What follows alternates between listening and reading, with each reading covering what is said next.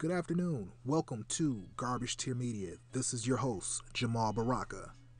How are you doing today? It's Sunday. Have you confessed your sins? Did you go to church? Did you get cleansed? Are you ready for Monday? The return of Monday. Hey, today we're going to be reviewing a comic that's been on my website for about 4 or 5 months now. And just full disclosure, this is a side project for me. I've been doing comic reviews for a couple years now, but I just got into doing them regularly and posting them. And right now, I'm reading a lot of books and I'm backlogged for about 3 or 4 months. I'm trying to get caught up as fast as possible, but it's taking some time. So in order to keep the content flowing and to not get any further behind, what I started doing is recording videos for books that I've read and have posted reviews for, and most of those are going to be for 2018.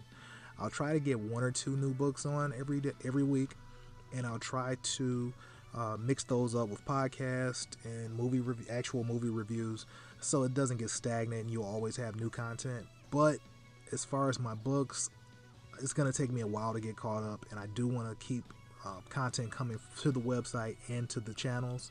So just be patient with me.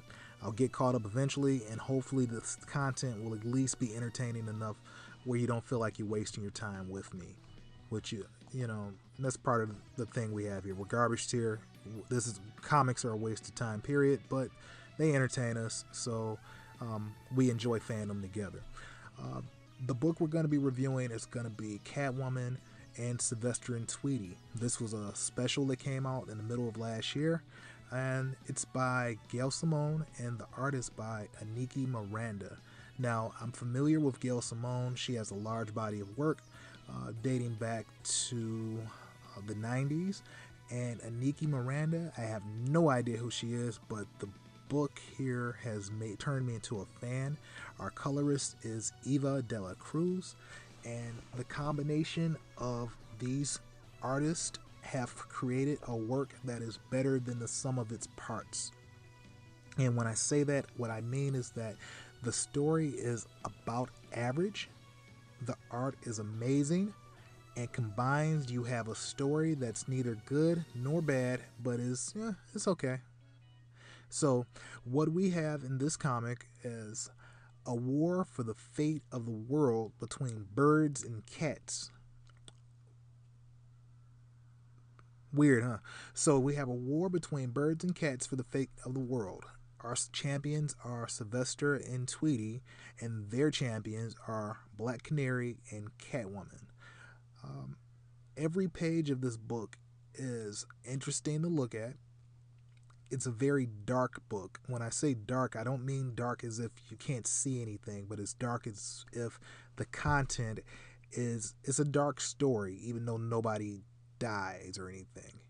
You have a bunch of witches, you have black cats, you have canaries, and everything looks appropriately creepy. As far as the war, Catwoman and Black Canary get into a fight, and it goes about as well as can be expected between a normal human and a metahuman. Black Canary kicks Catwoman's ass, and Catwoman gets some licks in too. The stuff between Sylvester and Tweety is fun. Gail Simone has a good voice for these characters, and the dialogue seems lifted straight out of a Looney Tunes cartoon. So the characterization for everyone in this book seems cool. The situation is just so absurd that it belongs in a cartoon, so I don't see anything functionally wrong with the story or art. The gripes that I have with the comic is that the story just isn't anything to write home about. It's about average. It's an average comic. It's not bad. It's kind of cool to see how absurd things get. Instead of it just being Black Canary and Catwoman, all of a sudden you have every bird type character showing up and every cat type character showing up, and so this is just a wild, crazy story that goes all over the place and ends rather abruptly when someone just gives some it's basically, hey, I got this information for you, okay, let's close this out, okay, book's over. So looking at the comic overall, if you're a fan of Catwoman, if you're a fan of Black Canary, if you're a fan of Looney Tunes, you'll like this book. If you're not much of a fan of Looney Tunes or Sylvester and Tweety, the novelty of this book isn't going to be all that overpowering for you. And in that case, I would say the book is good. The book is okay. You can't go wrong reading it, but I wouldn't buy it. And that's not a knock against anybody that was involved in this comic. Gail Simone did a good job on this one. Inaki did a good one on this one. It's just an average comic book. For $3.99, I don't think it's worth it. But there's a caveat there. If you buy this special, Catwoman, Sylvester and Tweety and Sylvester, and it's a part of a trade. So this series is being collected. I believe it's Daffy Duck and Joker. It's Gossheimer and Harley Quinn, and it's Lex Luthor and Porky Pig. And if you get this book along with those books, now all of a sudden, instead of it just being a decent read, it's a nice part of that collection. So if you're a fan of these crossovers, there's more good than bad in these, and they're fun to read for the most part. And if you're just a fan of art, Inaki Miranda's art combined with the colors on this book, it's really good and fun to look at, either in a vacuum or along with the whole trade. I will try to get another review up tomorrow. I didn't want to spend a lot of time with this book, but I wanted to start getting regular content on my channel. Just interesting books, and I try to focus on books that are either decent to great at best. I don't want to spend a lot of time on bad books unless I absolutely have to or something jumps out. I would rather spend time talking about books that I love and that would save the industry, or rather than books that I feel are a waste of time or heavy-handed with political messaging. We don't like that. We don't really want to spend a lot of time on books that we don't like, because that doesn't benefit anybody. So let me know what you thought about this book if you did read it. Catwoman is one of those hit and miss characters. I like her sometimes. I don't like her all the time, because it depends on who's writing her. Sometimes she's interesting, sometimes she's not.